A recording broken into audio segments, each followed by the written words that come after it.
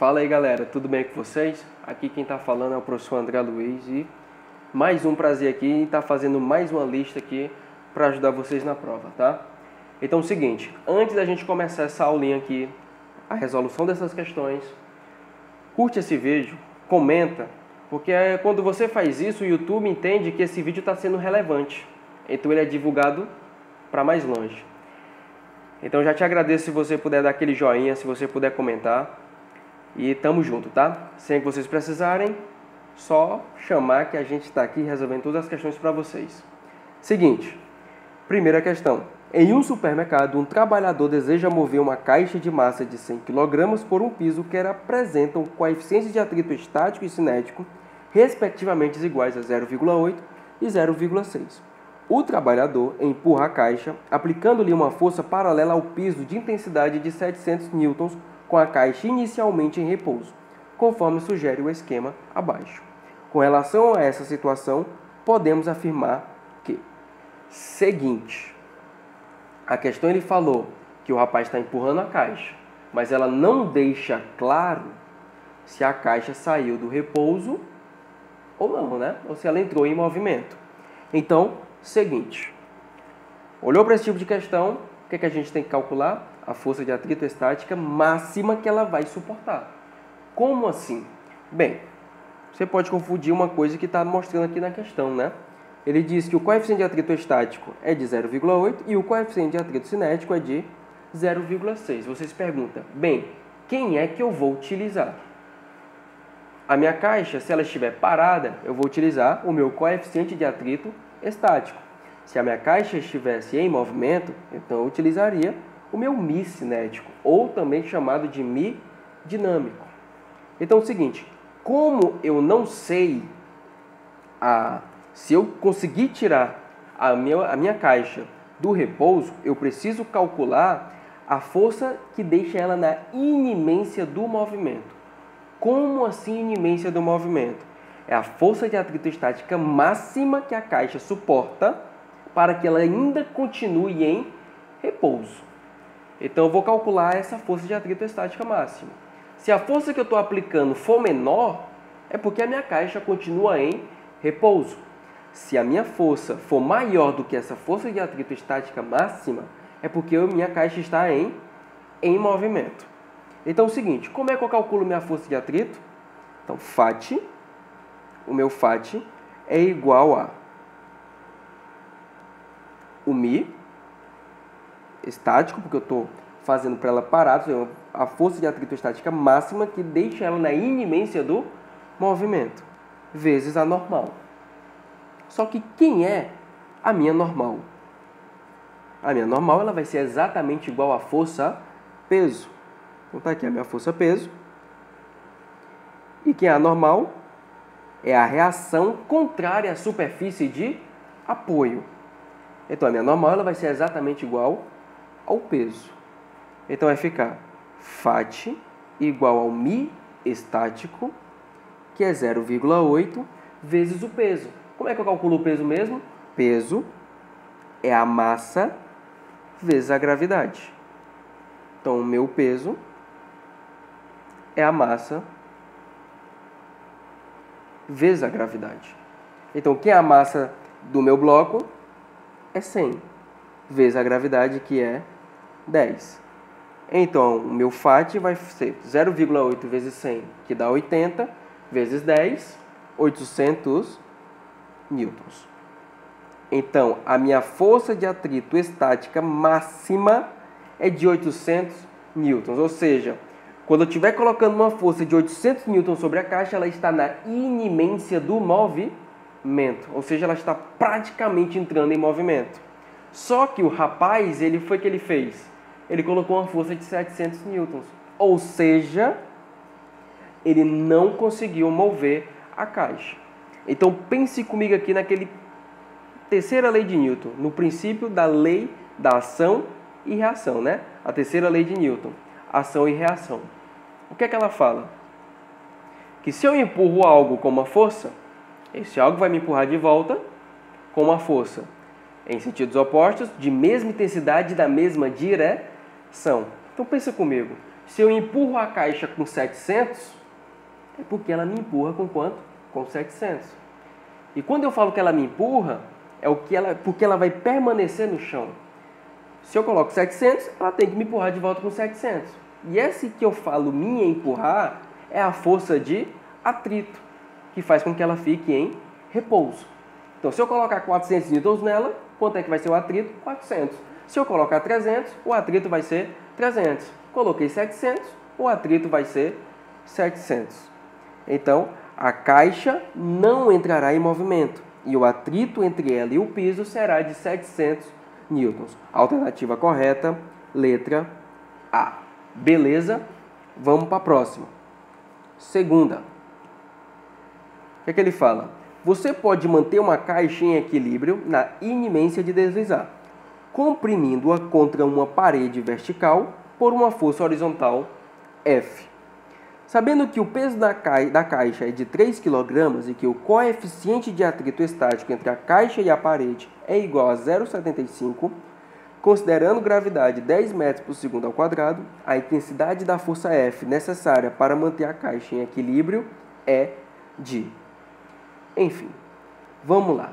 Primeira coisa que a gente tem que fazer, analisar as forças que estão atuando no meu sistema. Vamos lá. Nós temos aqui uma força peso.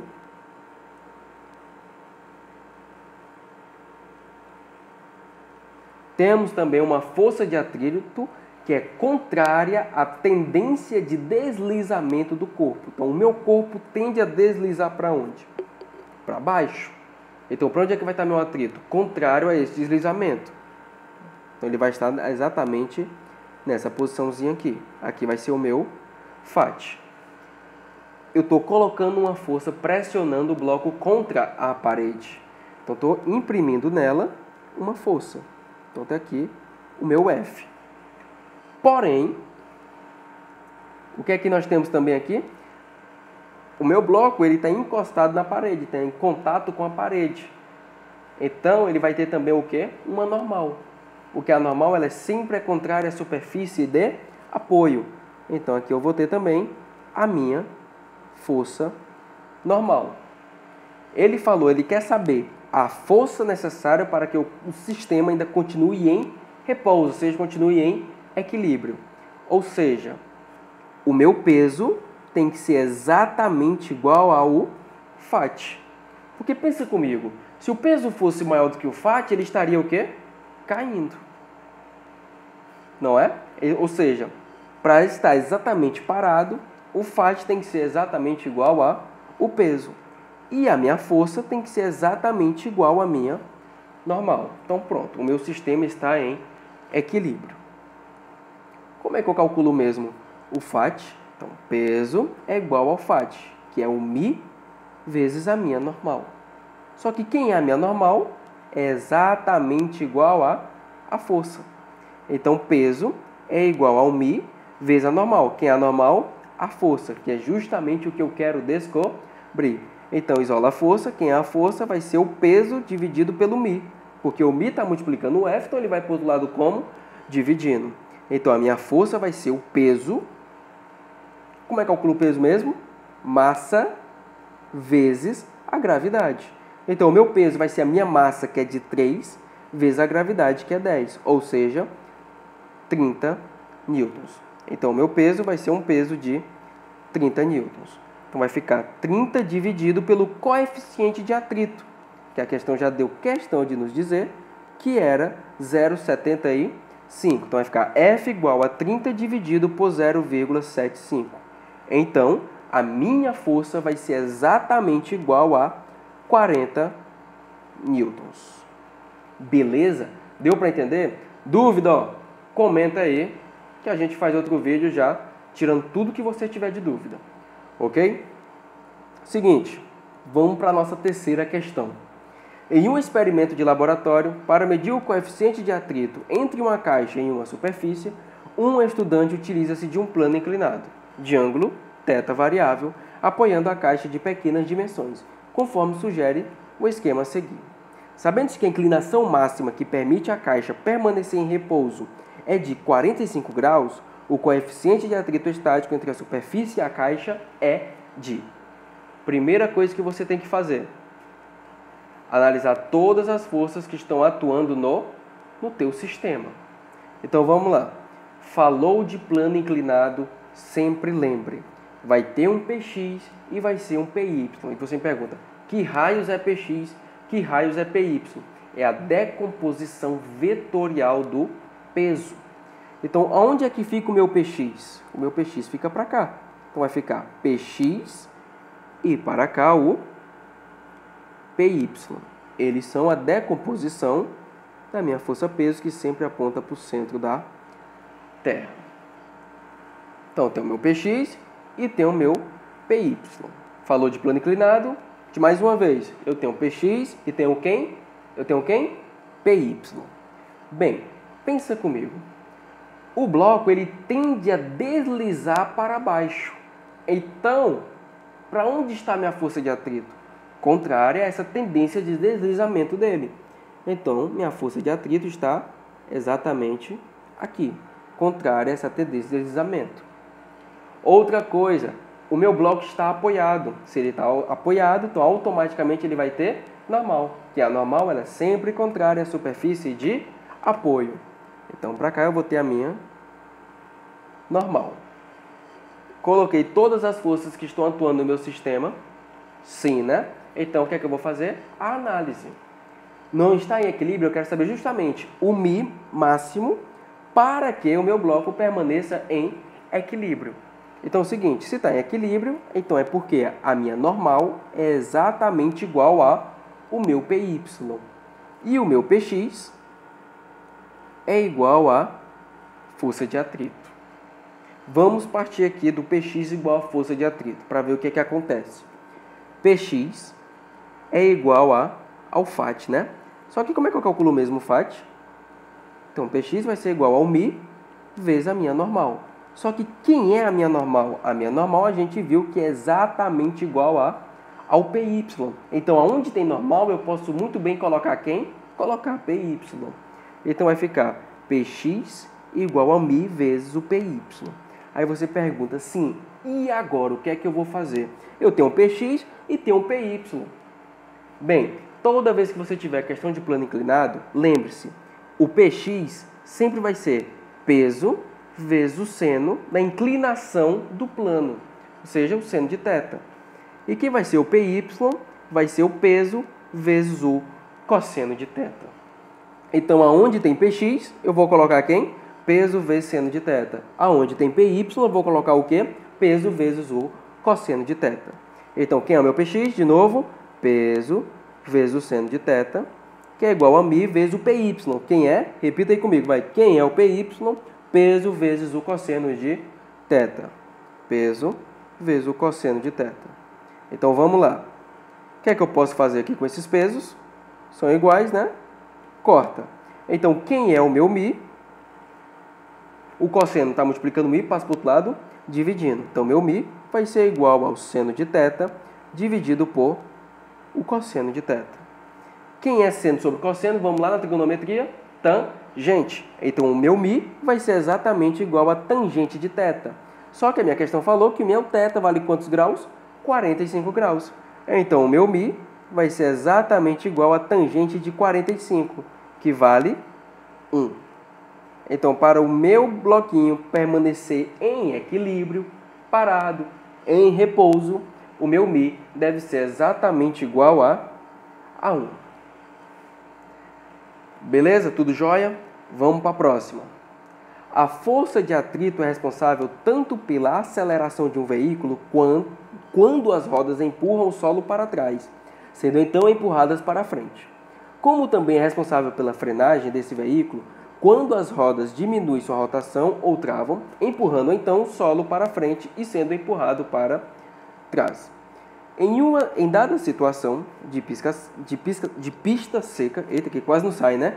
Em uma dada situação de pista seca, um condutor viajando a 108 km por hora, dica, 20 km por hora, converta logo para metro por segundo, vamos evitar dor de cabeça.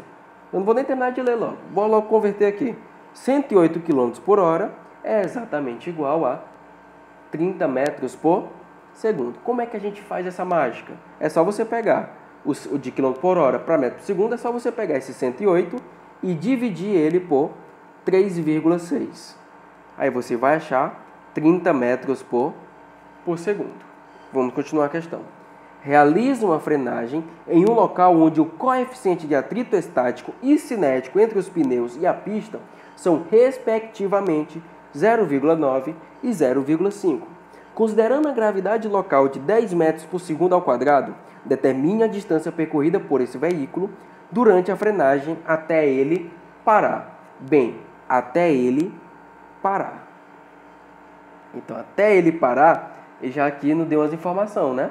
Ele já deu a velocidade inicial, que era de 30 metros por segundo, e ele parou. Então, ele já deu a minha velocidade final. Então, a minha velocidade final vai ser de quanto? 0 metros por segundo. Sabendo que ele é equipado com sistemas de freios normais, vamos lá, né? Aqui ele quer saber a distância percorrida até ele parar. Então vamos lá, né? Como é que eu calculo mesmo meu FAT? Porque eu tenho uma força de atrito atuando sobre ele. Concordam, né? A questão falou que tem uma força de atrito que está atuando sobre o meu carrinho. Então, FAT é o μ vezes a normal. Aí você me pergunta, cara, eu vou utilizar o quê? É o coeficiente de atrito estático? É o coeficiente de atrito dinâmico? Ele falou que os sistemas de freio são normais e o meu carro está em movimento. Então, vou utilizar o meu μ cinético ou μ dinâmico. Ok?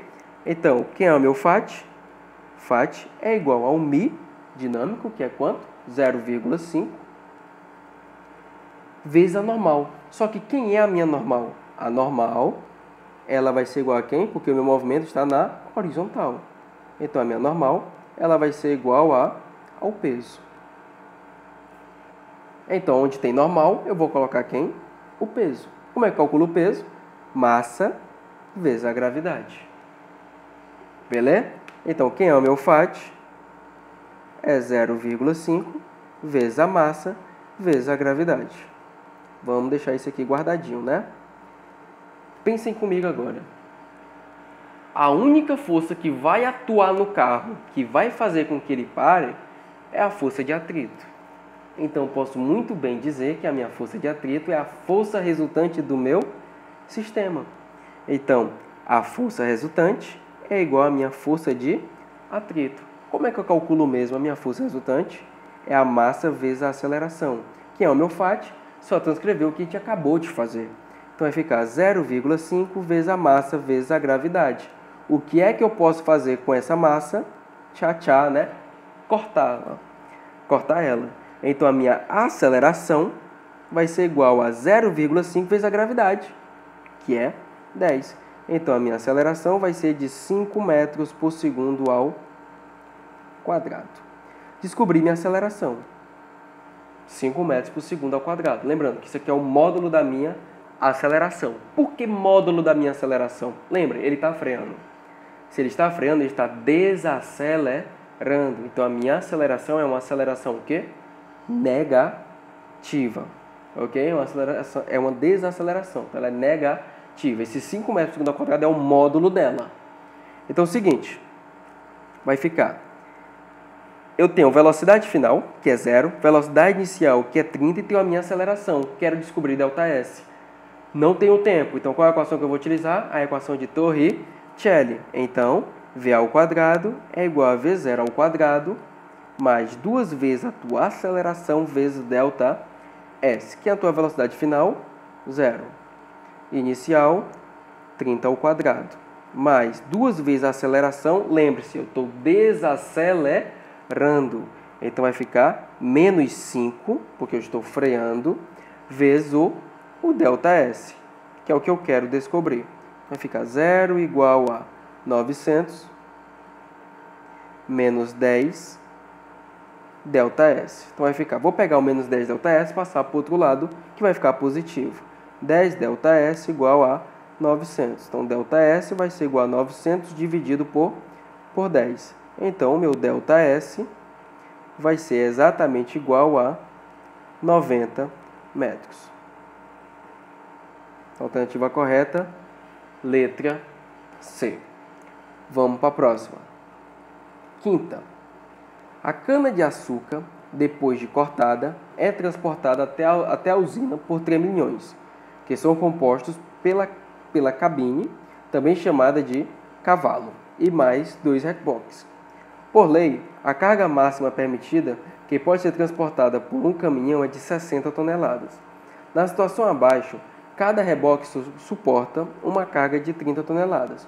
Considere que os reboques estão acoplados por um cabo de massa desprezível, o qual suporta uma tensão máxima de 35 vezes 10 a 3 newtons, ou seja, 35.000 newtons. E o papel do cavalo é aplicar uma força F nos 2 reboques, conforme ilustra a figura a seguir. Nesse contexto, o cavalo, em um trecho reto, consegue imprimir qual a aceleração máxima sem que o cabo se rompa? Bem, ok. Vamos olhar aqui, ó, só para esse bloquinho aqui. Só para ele. Vamos olhar somente para ele. Pensa comigo. Eu tenho aqui, ó, a minha tração máxima, que está puxando ele. A tração máxima suportada por esse fio é uma tração de 35.000 newtons. Então, essa tração máxima aqui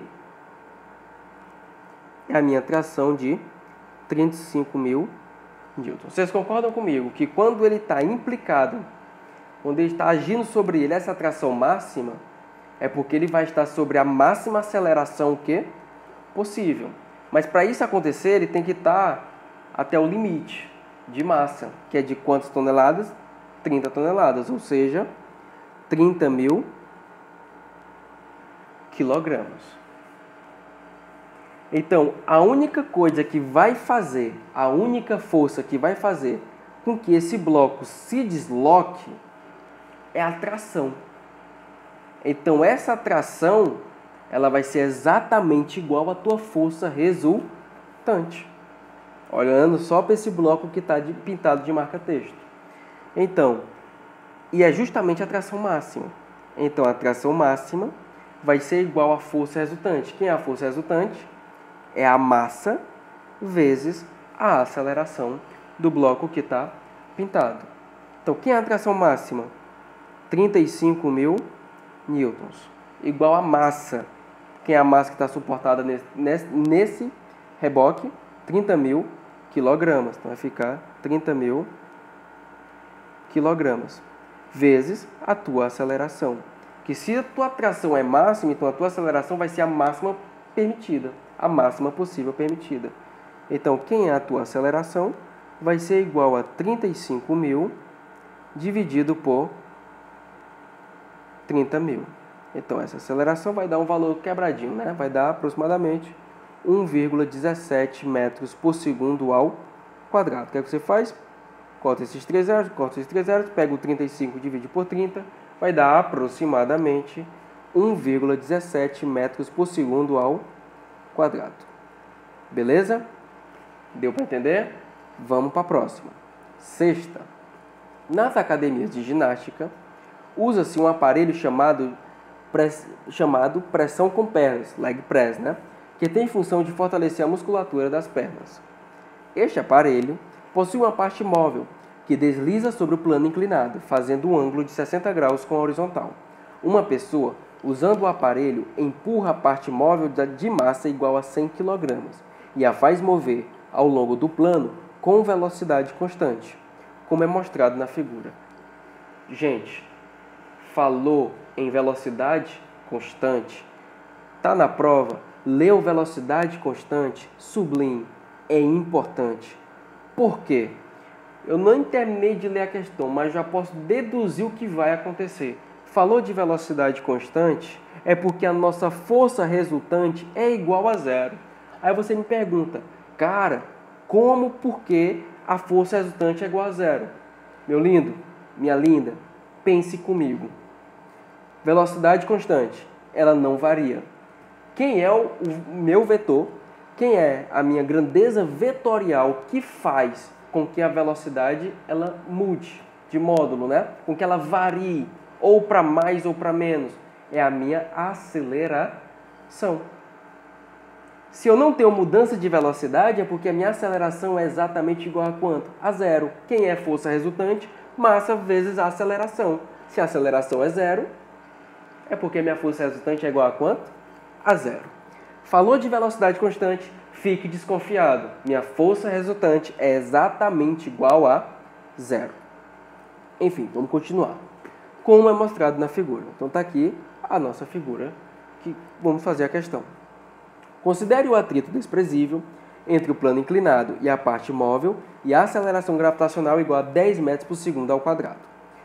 Está pedindo para a gente usar o seno de 60 igual a 0,86 e o cosseno de 60 igual a 0,5. Bem, vamos lá. Letra A. Faça o diagrama das forças que estão atuando sobre a parte móvel do aparelho, identificando-as. Ok. Como a imagem aqui fica ruim de eu escrever nela, eu vou representar ela, ó, aqui do lado, ok? Coloca aqui letra A e vou representar ela aqui do lado. Vou colocar aqui esses pesos como se fosse um bloquinho, tá? Então é o seguinte, vamos lá.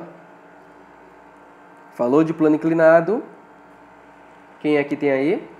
Px e Py, decomposição do peso. Então já coloco aqui o meu Py e já coloco aqui o meu Px. Vou ter também quem? Eu vou ter a minha normal, que é sempre contrária à superfície de apoio. Então eu tenho a minha normal. E lembre-se, o rapaz ele está colocando uma força sobre esse peso. Se ele está colocando uma força sobre esse peso, então aqui eu vou ter a presença de uma força. E jogando ela para onde? Para cima, né? Então tá aí todas as forças que estão atuando no meu sistema. E o esboço dela. Então tem uma força que o rapaz está aplicando no bloco, tem a minha normal, que é a contrária à superfície de apoio, tem o meu Py e o meu Px, que é a decomposição de quem? Do peso. Certo? Então a letra A, ok. Letra B. O que a letra B fala? Determine a densidade da força que a pessoa está aplicando sobre a parte móvel do aparelho para movê-la com velocidade constante. Então, se ele quer mover ela com velocidade constante, é porque a minha força resultante é igual a zero. Se minha força resultante é exatamente igual a zero, então é porque a minha força é exatamente igual a quem? Ao Px. E a minha normal vai ser exatamente igual ao meu Py. Então, força resultante igual a zero, então Px igual a força. Normal igual a o Py. Por quê?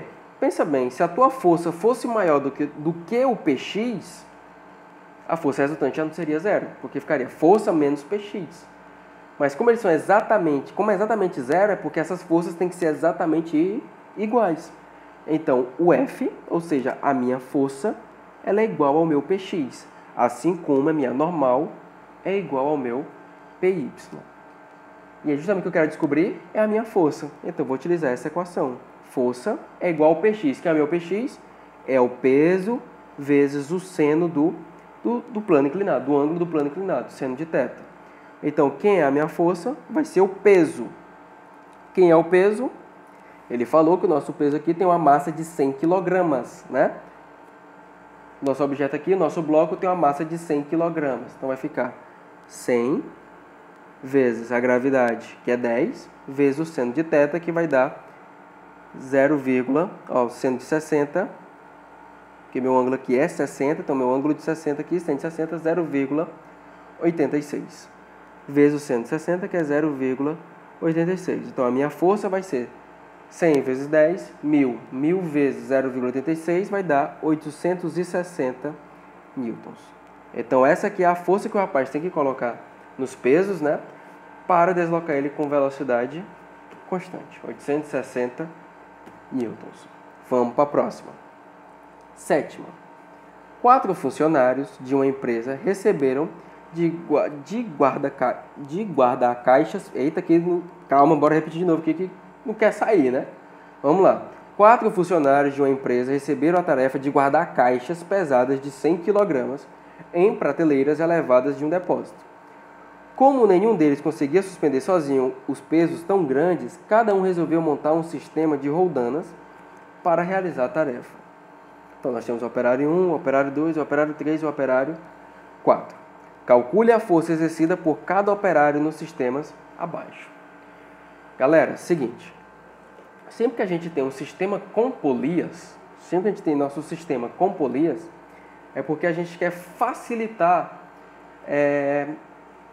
o transporte de alguma coisa. A gente quer facilitar erguer alguma coisa, transportar alguma coisa e assim por diante. Então, falou de questões de polias, sempre lembre que à medida que eu vou colocando polias móveis, a força vai estar sendo dividida sempre pela metade. Então é o seguinte, ele falou que a massa do que ele estava levantando era de 100 kg.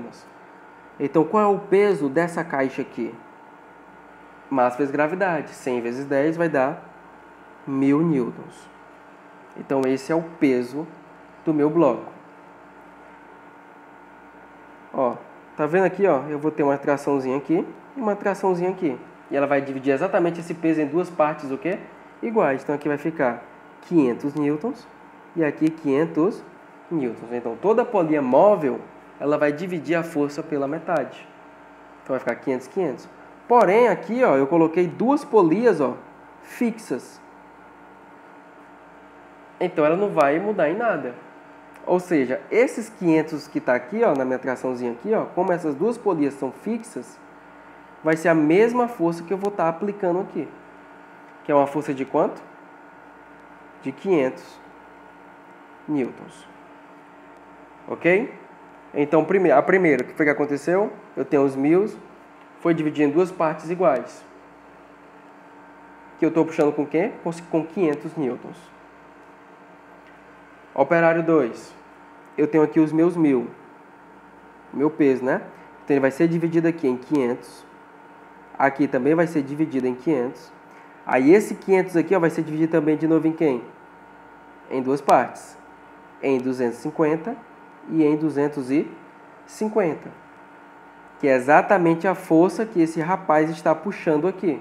Uma força de 250 newtons. Então, o operário 1, 500 newtons. O operário 2 já está puxando com uma força bem menor, com 250 newtons. Ou seja, ele deixou duas polias móveis, que é essa, e uma fixa, que é a última aqui. Ela já não faz nada com a força, não divide a força. Certo? Aqui nesse caso eu tenho uma polia móvel, que é essa aqui, que dividiu a força, e tenho duas polias fixas, que não vai alterar exatamente em nada.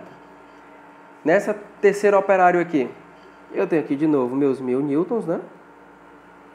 Coloquei uma polia móvel, ou seja, aqui vai dividir em 500, aqui em 500, e eu coloquei agora uma polia o quê? Fixa, que ainda não vai mudar em nada, ou seja, eu estou puxando aqui o meu peso aqui com 500 newtons.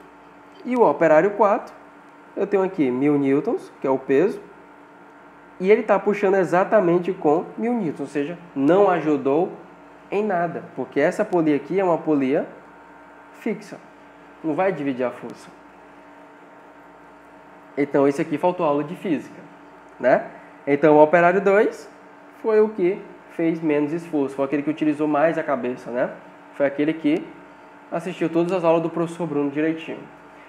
Enfim, então o operário 1, 500 newtons. Operário 2, 250 newtons. Operário 3, vai colocar uma força de 500 newtons. E o operário 4 não vai mudar em nada. É como se ele estivesse pegando os braços deles e erguendo 1000 newtons. Ok? Vamos para a oitava. Uma invenção que significou um grande avanço tecnológico na antiguidade, a polia composta ou a associação de polias, é atribuída a Arquimedes, 287 anos antes de Cristo, a 212 anos antes de Cristo. O aparato consiste em associar uma série de polias móveis a uma polia fixa.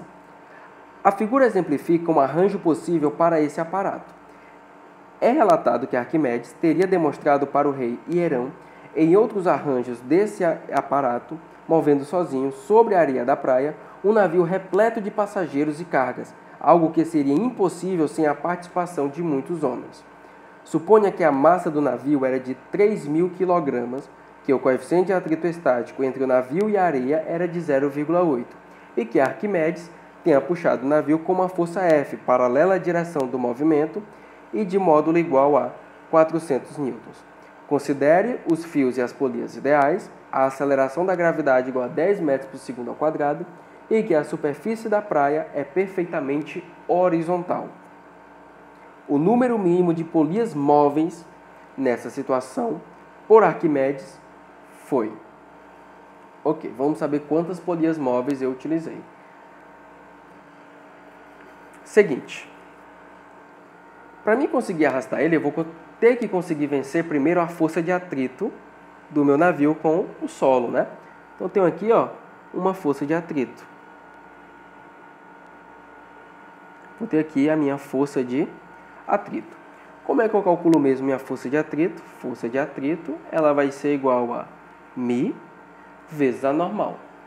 Só que quem é a normal do meu barquinho é exatamente igual ao peso. Então, a minha normal, ela vai ser igual a quem? Ao meu peso. Então, Φ vai ser igual ao μ, que ele falou na questão que era de 0,8, vezes a normal. Só que a normal é o peso. Como é que eu calculo o peso? Massa vezes a minha gravidade. Então, o Φ vai ser igual a 0,8 vezes a massa do navio, que era de 3.000 kg, vezes a gravidade, que é 10. Logo, a minha força de atrito vai ser de 24.000 newtons. Descobri a minha força de atrito. Ok, então preciso saber o número mínimo de polias para poder vencer essa força de atrito aí. Bem, de 24.000 newtons. Bem, o que é que eu posso fazer? A gente pode colocar essa questão dentro de uma formulazinha, que sempre dá certo. A força, nesse caso, como ele quer, ó, a força é igual a quem? Ao Φ sobre 2 elevado a N. O que é esse N? É o número de polias móveis que eu vou ter que utilizar. Só que tem o seguinte, a gente quer saber o número mínimo de polias, né? O mínimo de polias. Então é porque tem um limite que eu posso utilizar, né? Mínimo, né? Eu não posso utilizar abaixo disso, mas eu posso colocar várias acima disso. Então, por isso, a minha força aqui, ó, ela tem que ser o quê? Maior, igual que isso aí. Porque eu quero calcular um valor mínimo, né? E o valor mínimo pode ser o mínimo possível, que é quando é igual, ou superior. Certo? Então é o seguinte. Essa força é a força que o Arquimedes colocou. Que vale uma força de quanto? De 400 newtons. Maior ou igual, desculpa, botei igual aqui. Maior ou igual ao Φ. Quem é o Φ? 24.000 newtons. Dividido por 2 elevado a N. Quem é esse N? É o meu número de polias móveis. Então, o que é que eu posso fazer aqui? Ó? Meios pelos extremos, né? Então, vai ficar 2 elevado a N maior igual que 24.000 dividido por 400. Então, vou pegar, cortar 0, 0, cortar 0, 0. Então, vai ficar 2 elevado a N maior igual que 240 dividido por 4, que dá 60. Então, qual o número mínimo de polias que vai dar um valor maior do que 60? Porque não tem como eu pegar o número, elevar a 2 e dar 60. E não pode ser menor do que 60, tem que ser, então, igual ou maior. Então, que número aí que eu coloco no lugar do N que dá um número maior do que 60?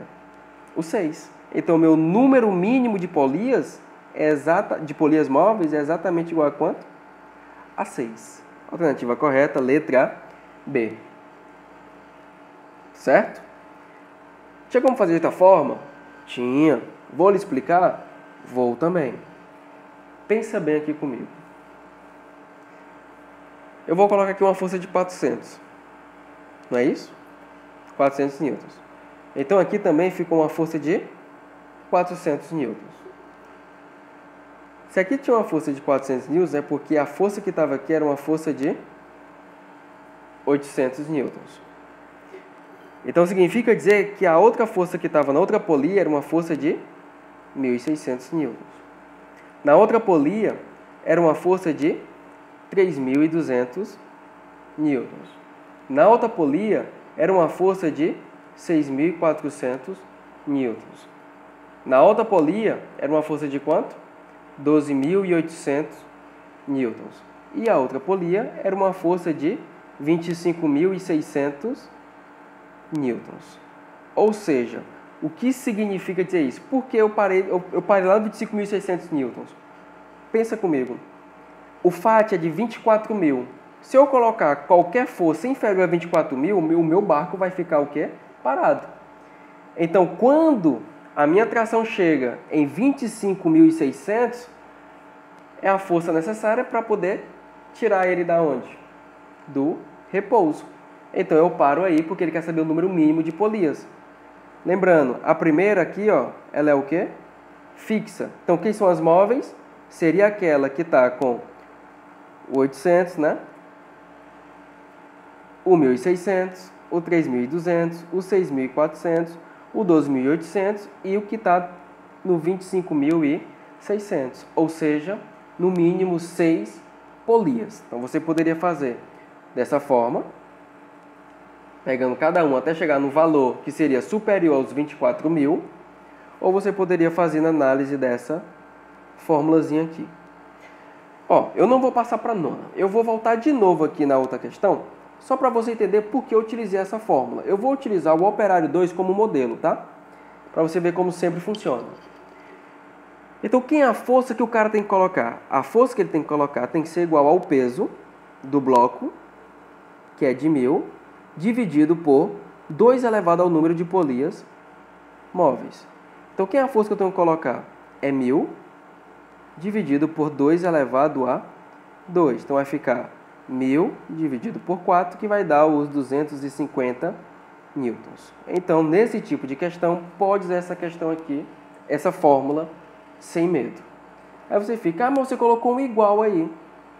Porque eu queria saber, eu já tinha exatamente o número de polias, então eu vou saber exatamente a força. Aqui não, eu quero saber um número mínimo de polias, que pode ser um valor mínimo e também, mas pode ser, eu poderia colocar mais polias. Eu poderia colocar 7? Poderia, ficaria muito mais fácil. Poderia colocar 8? Poderia, ficaria muito mais fácil. Mas ele vai saber o mínimo do mínimo, 6. Beleza? Vamos para a próxima. Nona.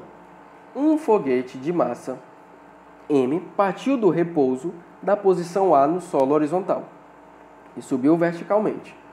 Um pouco mais tarde, ao passar pela posição C, com velocidade de 4.600 km por hora, o primeiro estágio do foguete de massa M/3 desacoplou-se do restante do veículo.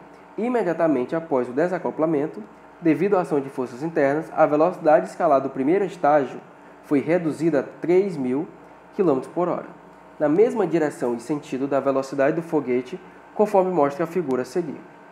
Então nós temos aqui a nossa situação inicial, onde o foguete está completo, com a massa em emissão, com uma velocidade de 4.600 km por hora. Depois de um período, ele desacoplou.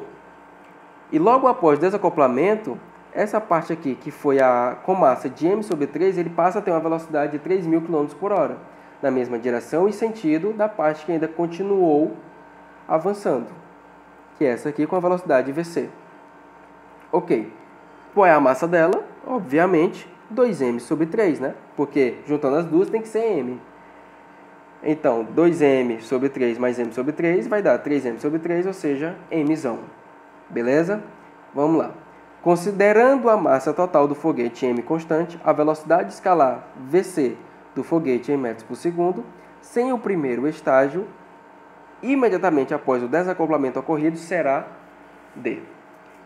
Então, nós temos uma situação aqui antes e uma situação depois. Então, como a gente vai resolver essa questão? Usando a quantidade de movimento. A quantidade de movimento antes tem que ser exatamente igual à quantidade de movimento depois. Então, quem é a quantidade de movimento antes? É a massa, ou seja, do foguete, o mzão, vezes a velocidade com que o foguete estava. 4.600. Igual a quantidade de movimento depois. Então, quem é a minha quantidade de movimento depois? Eu vou ter duas partes diferentes. Eu vou ter a parte que está com a massa de m sobre 3 e vou ter da outra parte que está com a massa de 2m sobre 3.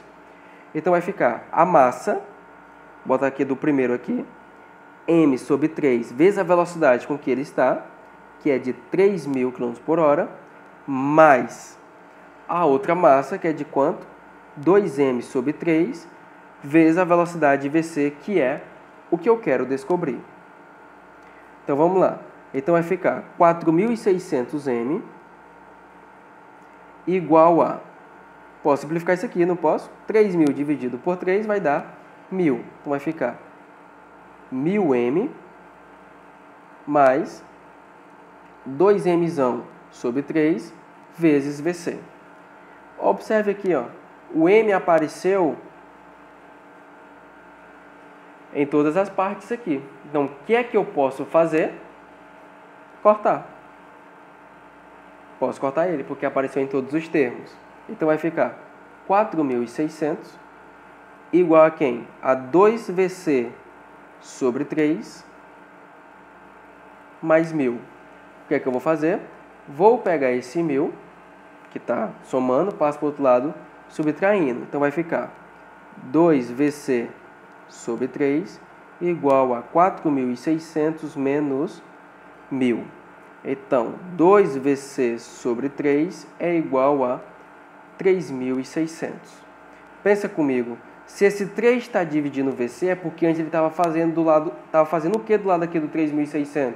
Estava multiplicando. É como se ele estivesse aqui, né? O 2 que está multiplicando o VC, ele vai passar para o outro lado como? Dividindo. Vai passar para o outro lado dividindo. Então, vai ficar como? Dividido por 2, né? Ou seja, o meu VC vai ser igual a 3.600 vezes 3 dividido por 2. Então, o meu VC vai ser exatamente igual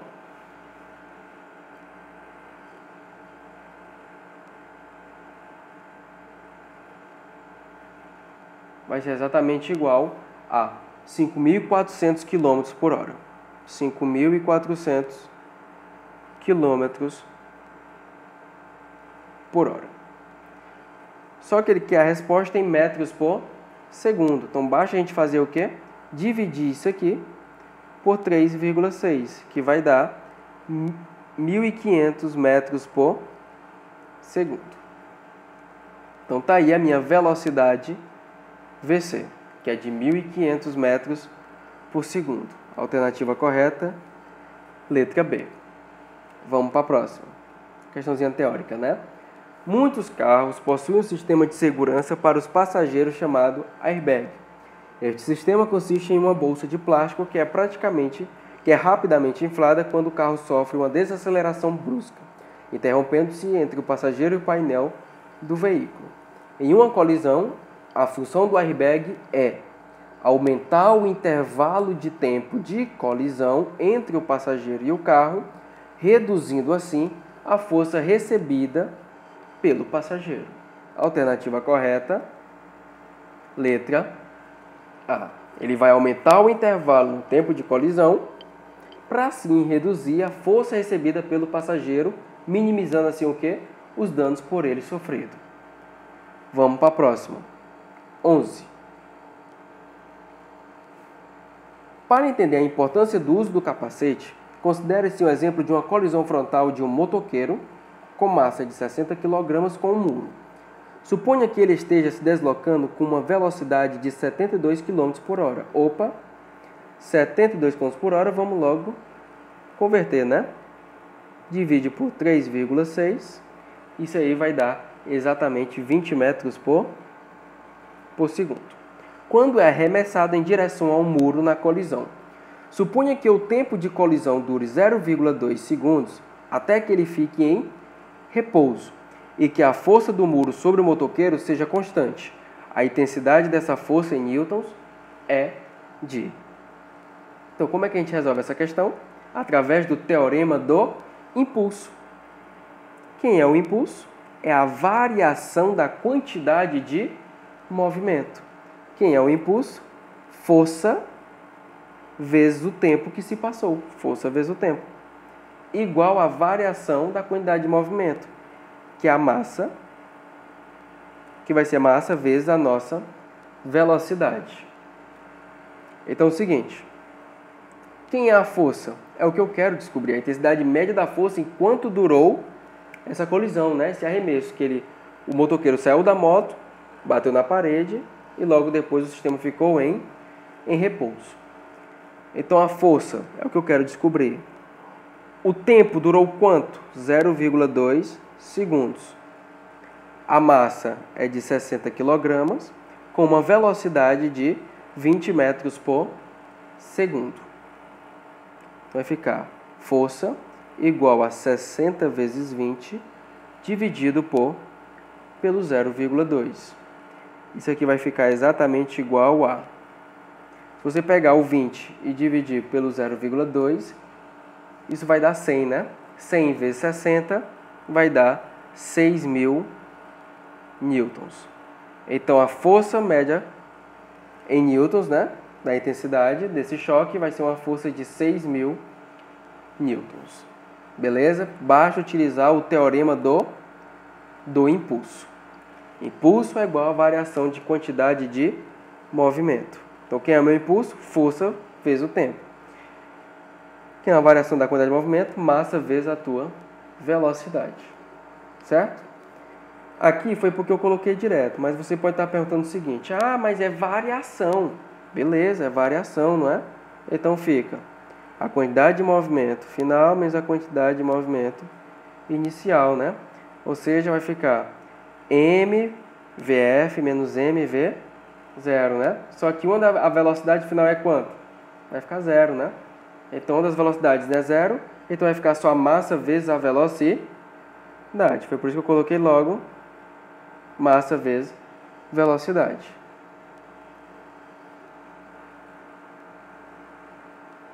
Então é o seguinte.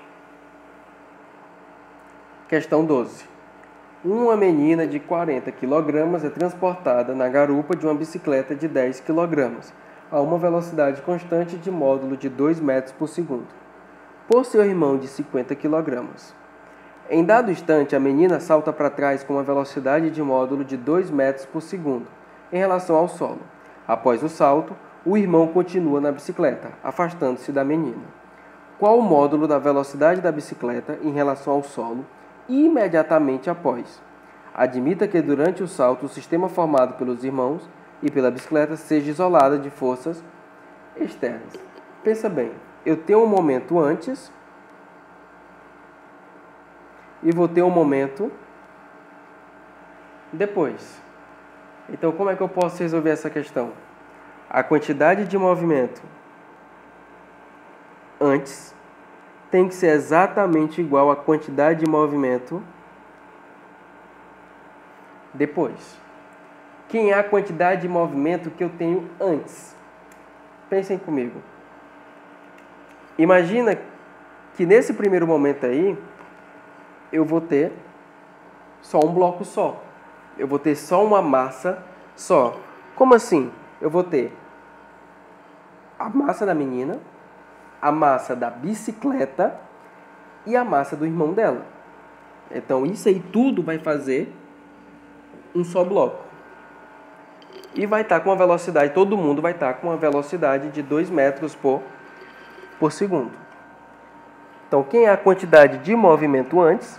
Então, a quantidade de movimento antes vai ser o somatório de todas essas massas, ou seja, o 40 mais o 50 mais o 10, que vai dar 100 kg, vezes a velocidade que eles estão, que é de 2. Pronto. Essa é a única quantidade de movimento que eu tenho antes. É igual à quantidade de movimento que eu tenho depois. Pronto, a quantidade que eu tenho de movimento depois agora já são dois. É o da menina e o do menino com a bicicleta. Então, bora fazer a da mocinha, né? Que vai ser quem? A massa dela, que é de 40, vezes a velocidade, que é quanto? Menos 2. Mais a do menino. Só que ele está na bicicleta, né? Então, vai ser o quê? O menino 50, mais a bicicleta, que é 10, que vai ficar 60. Vezes a velocidade com que ele está. Que é a velocidade v, que é justamente o que ele quer descobrir. Então, 10 vezes 2 vai ficar 200, igual a 40 vezes menos 2, menos 80, mais 60, v. Esse menos 80 aqui está negativo, passa para o outro lado somando. Então, vai ficar 200 mais 80, 280. Então, vai ficar 60v igual a 280. Logo, o meu v vai ser 280 dividido por 60. Logo, o meu v vai valer aproximadamente 4,67 metros por segundo. Então, essa vai ser aproximadamente a velocidade do rapaz na bicicleta. 4,67 metros por segundo.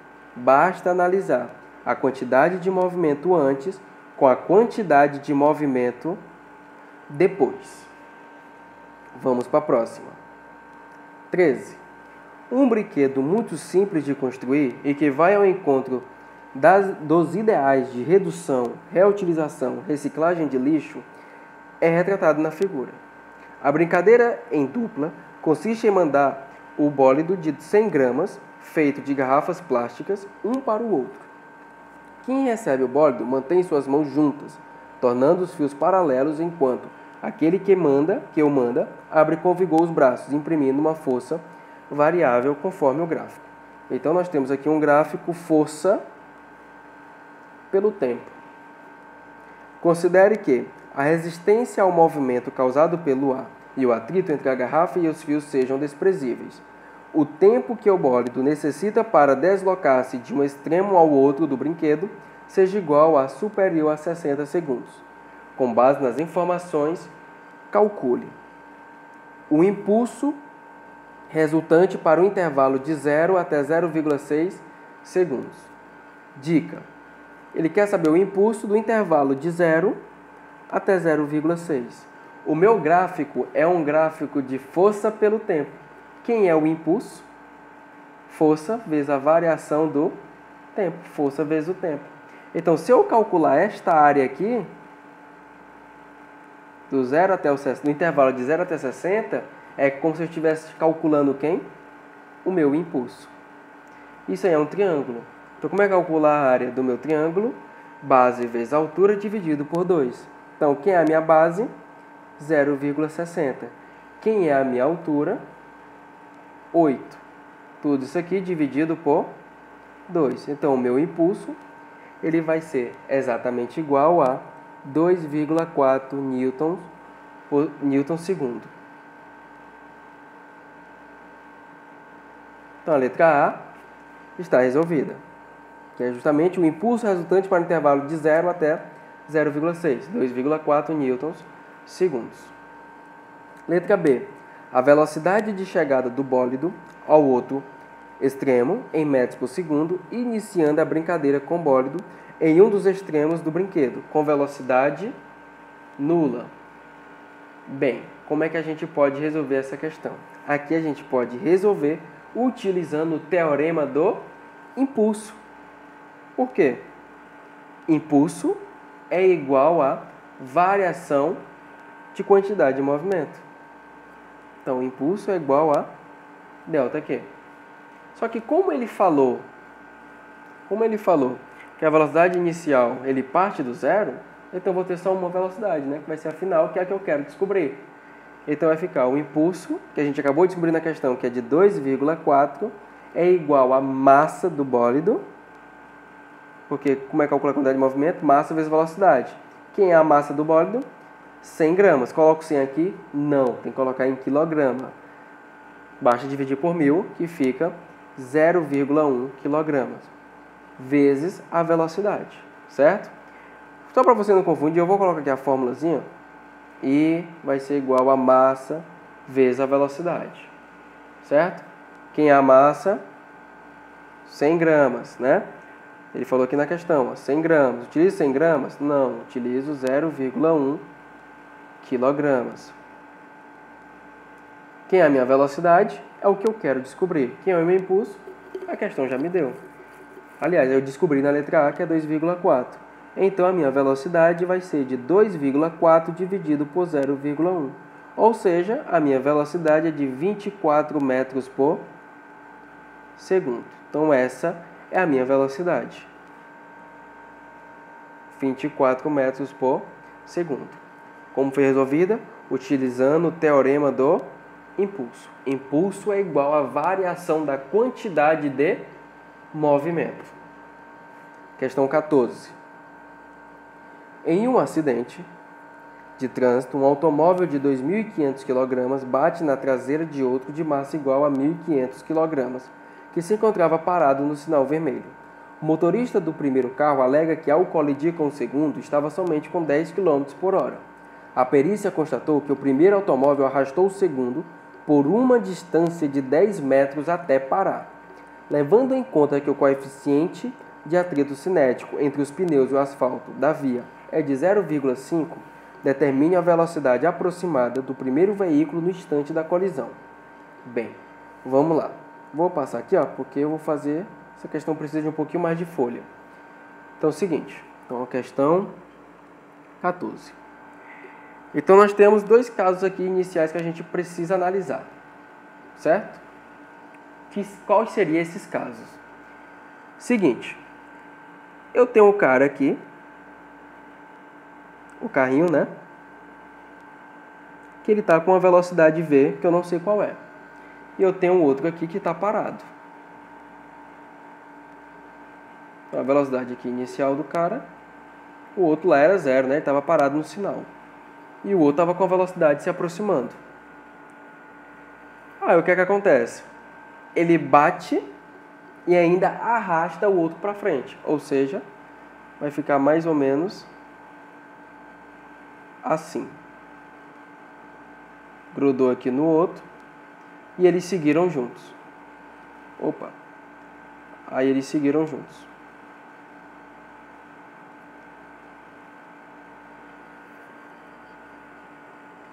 Ele falou que a massa do primeiro carro, ela vale 2.500 kg. Não é isso? Bora só conferir aqui se é isso mesmo. 2.500 kg. Então, aqui nós temos uma massa, vou chamar aqui carrinho A, tá? E aqui eu vou chamar de carrinho B, só para a gente identificar melhor. A massa do carrinho A é de 2.500 kg. A massa do carro B é de 1.500 kg. Então, nós temos aqui duas situações diferentes. Nós temos uma situação antes da colisão e uma situação depois da colisão. Então, o que é que eu posso fazer? Que a quantidade de movimento antes tem que ser exatamente igual à quantidade de movimento depois. Então, a quantidade de movimento antes tem que ser exatamente igual à quantidade de movimento depois. Então, quem é a quantidade de movimento que eu tenho antes? Então, eu tenho o carro que está se aproximando, que é a massa dele do A vezes a velocidade que ele está, do A, mais a massa do B vezes a velocidade com que o B está, que é 0, que é igual à quantidade de movimento depois. Só que eles se uniram e seguiram juntos, né? Então, eu vou considerar isso aqui, ó, um bloco só. Ou seja, MA mais MB vezes a velocidade com que esse bloco A sumiu, que é uma velocidade aqui, eu vou chamar isso aqui de uma velocidade V', que é um V'. Não sei que velocidade é essa com que eles partiram aqui, os dois juntos, em conjunto.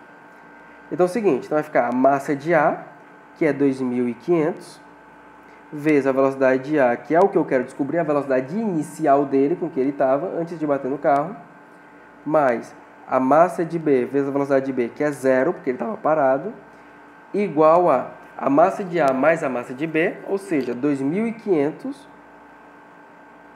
mais 1.500 vezes o V'. Então vai ficar 2.500 vezes VA, 0 vezes MB vai ficar 0, igual a 2.500 mais 1.500, isso aqui vai ficar 4.000 V'. Bem, tenho duas variáveis. Eu vou ter um VA, que é o que eu realmente quero descobrir, e tenho esse V', que é a velocidade com que eles ficaram depois da minha colisão. Mas pensa aqui comigo o seguinte. Eles vão parar. Como eles vão parar? E eles vão parar por quê? Devido a uma força de atrito. E a única força que vai atuar no conjunto, quando eles estão unidos, eles se unem e andam 9 metros até parar. A única força que vai fazer com que eles parem é a própria força de atrito. Então eu posso muito bem dizer que o FAT, ou seja, que a minha força de atrito é exatamente igual à minha força resultante. Porque depois que eles se chocam, os dois vão ficar juntinhos, como aqui nessa situação aqui do depois. Aí eles vão ficar juntinhos com uma velocidade V', e eles vão andar 9 metros até parar. Quem é que faz com que eles param? Com que eles parem, a minha força de atrito. E ela é a única força que está atuando no sistema. Então, ela é a minha força resultante. Então, como é que eu calculo mesmo o meu FAT? É o μ vezes a minha normal, que é igual à força resultante, que é a massa vezes a aceleração. Só que quem é a minha normal? A minha normal, no meu bloco aqui que está unido, a minha normal ela vai ser exatamente igual ao peso. Que o meu movimento ele está na horizontal e não na vertical. Então, a normal é exatamente igual ao peso. Então, vai ficar μ vezes a normal, que é o peso. Quem é o peso? É a massa desse blocão aqui.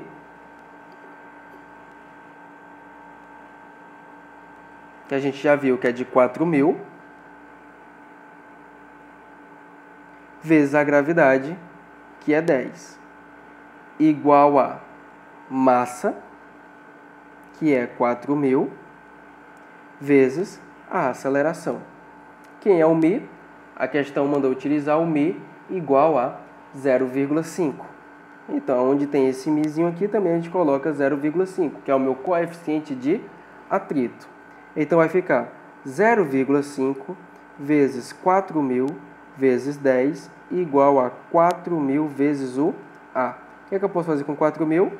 Cortar. Então, quem é a minha aceleração? 0,5 vezes 10, ou seja, 5 metros por segundo ao quadrado.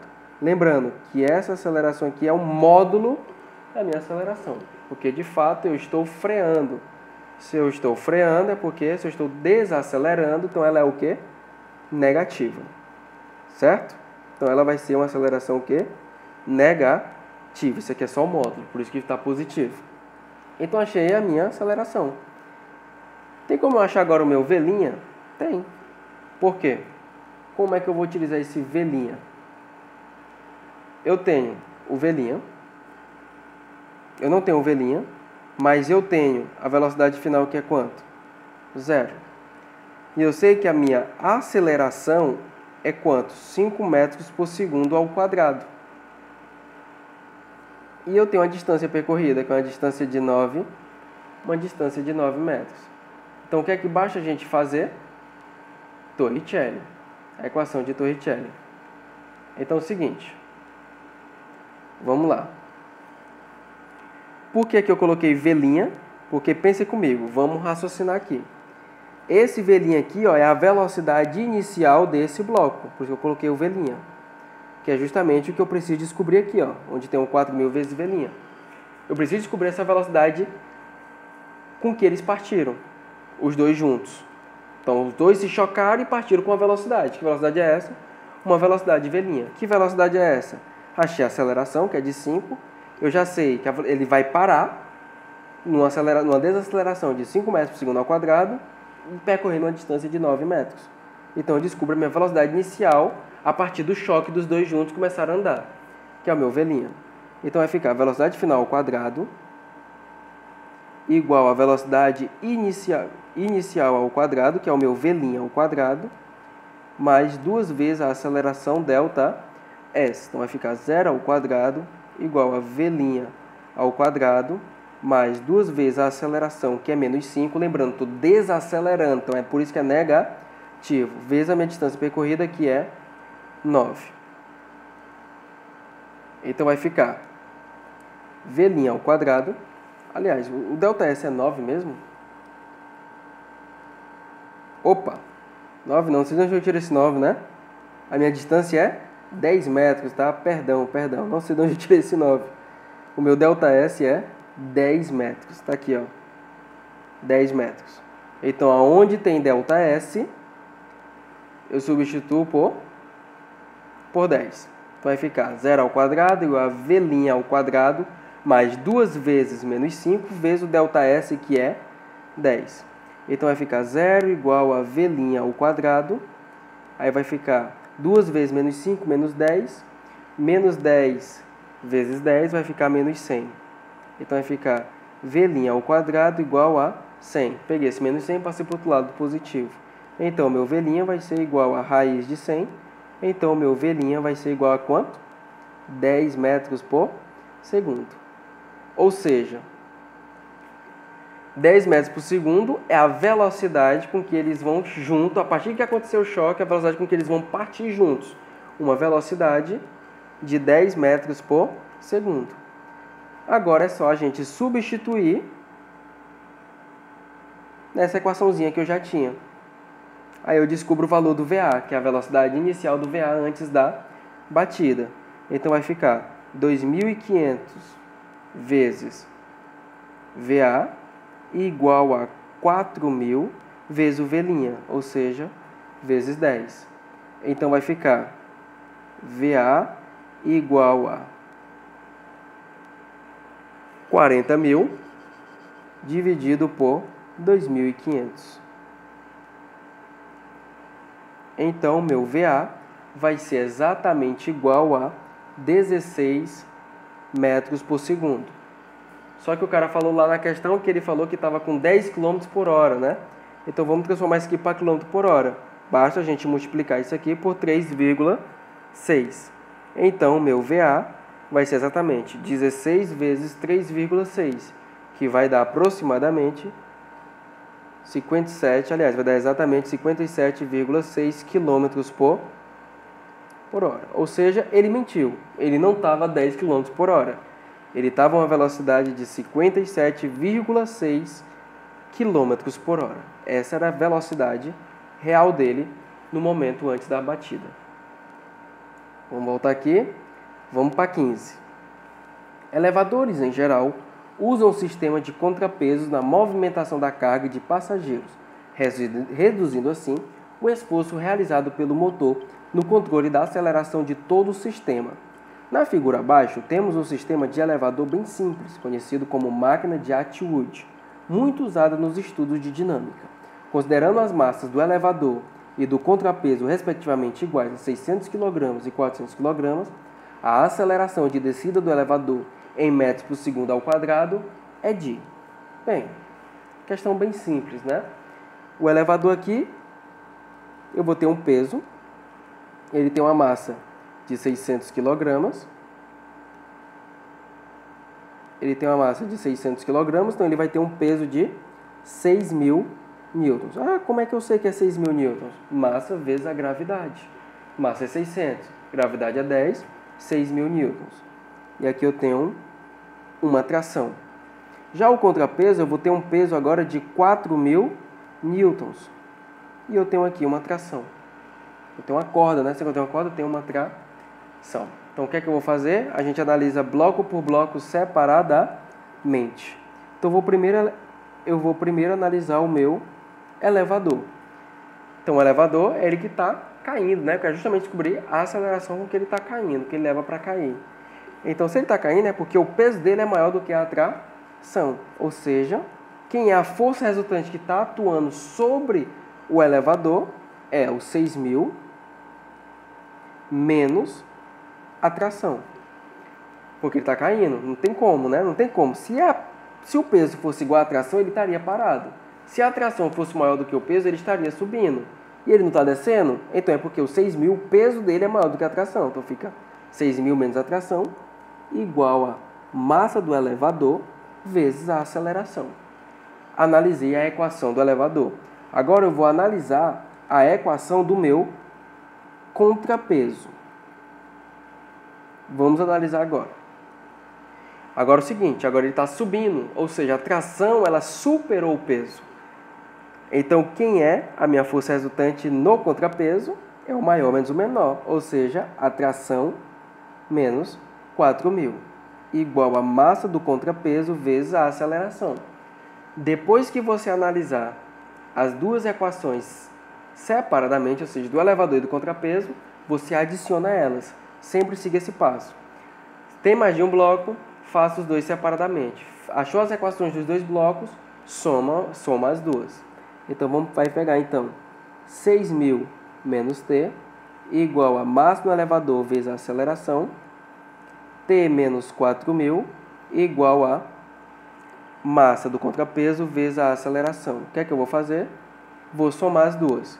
Quando eu somo as duas, o que é que acontece com a minha tração? Ela vai embora, né? Então, vai ficar 6.000 menos 4.000 igual a massa de E vezes a aceleração, mais a massa de C vezes a aceleração. 6.000 menos 4.000 vai dar 2.000. Posso colocar quem aqui em evidência? Eu tenho o A aqui e o A aqui. Então, posso colocá-lo ele em evidência. Então, o A é igual a massa do elevador mais a massa do contrapeso. Então, vai ficar 2.000 igual a aceleração vezes quem é a massa do elevador? 600 kg. Quem é a massa do contrapeso? 400 kg. Então, a minha aceleração vai ser 600, vai ser a massa do E, mais a massa do C, que vai dar 600 mais 400, que vai dar 1.000 kg. Ou seja, 2.000 é igual a vezes 1.000. Então, a minha aceleração vai ser igual a 2.000 dividido por 1.000. Porque esse 1.000zinho está multiplicando o A, ele passa para o outro lado dividindo. Então, a minha aceleração é de 2 metros por segundo ao quadrado. Beleza? Deu para entender? Deixa eu explicar aqui um negócio para vocês. Quando vocês forem olhar aí o gabarito, vai ter 2,5, 5, 7,5, 8 e 9. Eu acredito, posso estar errado também, porque eu sou humano, posso errar, né? Mas eu acredito que o gabarito aqui não está de acordo com a resposta da questão. Se vocês já acharem o contrário, posso estar equivocado, só comentar aí que eu corrijo, tá bom? Mas, ao meu ver, a resposta é 2 metros por segundo ao quadrado. Beleza? E agora vamos para a nossa última questão, né? A nossa questãozinha para finalizar com chave de ouro. Questão 16. Na montagem, representada na figura, o fio ele é inextensível e de massa desprezível. A polia ela pode girar sem atrito em torno de seu eixo, tendo inércia de rotação desprezível. As massas dos blocos A e B valem, respectivamente, 6 kg e 4 kg. Inexiste atrito entre o bloco A e o plano horizontal em que se apoia, e a influência do ar é insignificante. Em determinado instante, o sistema é abandonado à ação da gravidade, em um determinado instante, o sistema é abandonado à ação da gravidade. Ok. Assumindo para o módulo da aceleração da gravidade o valor de 10 metros por segundo ao quadrado, a intensidade da força de tração no fio será D. Ok. Falou de blocos? Analise cada bloco separadamente. Sempre. Vamos distribuir as forças. Vamos lá. Analisando o bloco A. Qual a única força que vai fazer com que esse bloco A seja arrastado? O fio, né? E esse fio aqui, qual é a força que nós temos nele? A nossa tração. E pronto. Como a questão não considera o atrito, então eu não tenho força de atrito. Então eu só vou ter a tração. Já no bloco B, eu vou ter aqui um peso de B e vou ter a minha tração.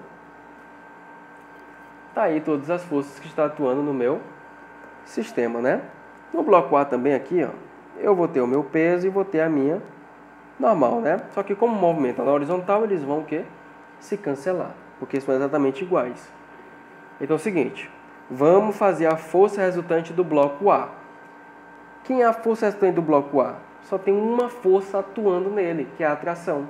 Então a minha atração é a força resultante no bloco A. Ou seja, a atração é igual a massa de A vezes a aceleração. Então a atração vai ser igual a massa de A vezes a aceleração. Deixa eu só apagar aqui porque ficou meio borradinho. Tração vai ser igual a massa de A vezes a aceleração, que é a força resultante. Vou fazer agora a equação do bloco B. Que é a equação do bloco B? Ele está caindo. Se ele está caindo é porque o peso está sendo maior do que a tração. Então vai ficar o maior menos o menor igual a massa de B vezes a aceleração, que é a força resultante dele, é o peso de B menos a tração. Isso é igual a quem? A massa de B vezes a aceleração. Então, quem é a minha equação do bloco B? É PB menos a tração igual a massa de B vezes a aceleração. Achou as equações? Sim, né? O que é que você vai fazer depois? Adicioná-las, sempre. Então, quando você adiciona, o que é que acontece com as trações? Vão embora. Então, vai ficar PB igual a MA vezes A mais MB vezes A. O que é que você tem aqui? O A em comum, né? Então, coloque ele em evidência. Então, vai ficar PB igual a A vezes MA mais MB. Quem é o meu PB? É a massa de B vezes a gravidade, igual a aceleração vezes MA mais MB. Então, quem é a massa de B? A questão diz que vale 4. A gravidade é 10, igual a nossa aceleração, que é igual a A, vezes massa de A mais massa de B, ou seja, 6 mais 4. Então, vai ficar 40 igual a A vezes 10. Então, a minha aceleração vai ser 40 dividido por 10, que vai dar 4 metros por segundo ao quadrado. Descobri a minha aceleração. Mas a questão quer descobrir o quê? A atração no fio será D. Então, basta substituir em qualquer uma dessas duas equações que eu vou conseguir descobrir a minha tração. Obviamente, vou substituir naquela que me dá menos trabalho, aquela que é mais fácil. Na primeira, tração vai ser igual a massa de A vezes a aceleração. Então, quem é a minha tração? É a massa de A, que é 6, vezes a aceleração, que é 4. Logo, a minha tração vai ser uma tração de 24 newtons. Alternativa correta, letra C. Beleza, galera? Então tá aqui a resolução de toda a lista de revisão de física mecânica. Vou te pedir mais uma vez, curte esse vídeo, compartilha para todas as turmas do primeiro ano que você tem no IDB, ou de outras escolas que estiver vendo o mesmo assunto, divulga, tá bom? Comenta, por favor, comenta aí e me dê essa força. Um grande abraço e uma excelente prova para vocês.